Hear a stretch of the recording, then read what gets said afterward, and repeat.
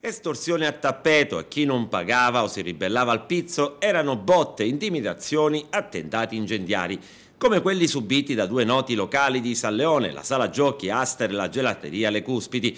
Estorsioni e attentati che sono parte integrante del capo d'accusa contro i 49 destinatari del provvedimento di fermo disposto dalla DDA di Palermo nei confronti di una cinquantina di mafiosi arrestati ieri nel corso dell'operazione della squadra mobile di Agrigento Nuova Cupola, che ha decapitato sul nascere il tentativo di ricostituire la nuova cosca agrigentina dopo gli arresti dei capi Giuseppe Falsone e Gerlandino Messina. A capo, con la probabile benedizione di Matteo Messina Denaro, il boss Leo Sutera di Sambuca di Sicilia, posato da Bernardo Provenzano dopo il suo appoggio a Maurizio Di Gati. Sutera si sarebbe avvalso di una rete di boss emergenti o aspiranti tali, appartenenti a storiche famiglie mafiose come i Ribisi di Palma di Montechiaro. Proprio a Sutera e a Francesco Ribisi gli inquirenti contestano una serie di intimidazioni e taglieggiamenti ai danni di quasi tutti gli operatori economici di San Leone e dei comuni vicini. E all'indomani degli arresti il prefetto Francesca Ferrandino ha voluto congratularsi con il questore Giuseppe Bisogno e il capo della mobile Corrado Emboli, che sottolineano ancora l'importanza dell'operazione. Abbiamo appunto avuto la possibilità di assicurare alla giustizia anche un altro dei due che mancavano, l'altro è sul Palermitano.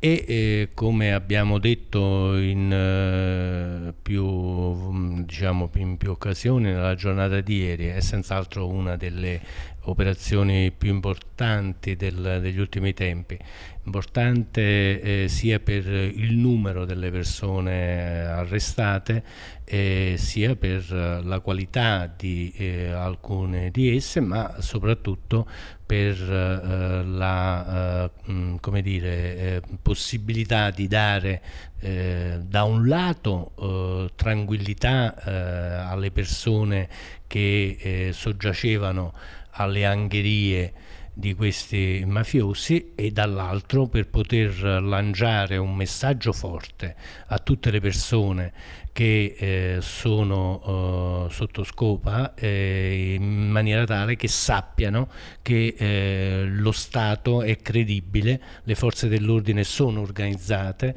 la magistratura è pronta a seguire ogni filone di indagine utile, e quindi devono soltanto decidersi a denunciare e sempre denunciare. C'è la sensazione di aver dato proprio un colpo mortale alla nuova cupola, come avete denominato questa operazione, oppure c'è ancora parecchio da lavorare? No, c'è parecchio da lavorare. Questo sembra un territorio, uno zoccolo duro della mafia. Sì.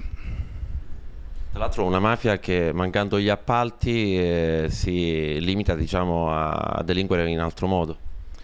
No, è una mafia che non è che delinque in altro modo, è una mafia che comunque condiziona il mercato della libera impresa, è una mafia che condiziona quindi gli appalti, è una mafia che condiziona il vivere civile, il vivere sociale. Proprio per questo motivo comunque è una mafia pericolosa.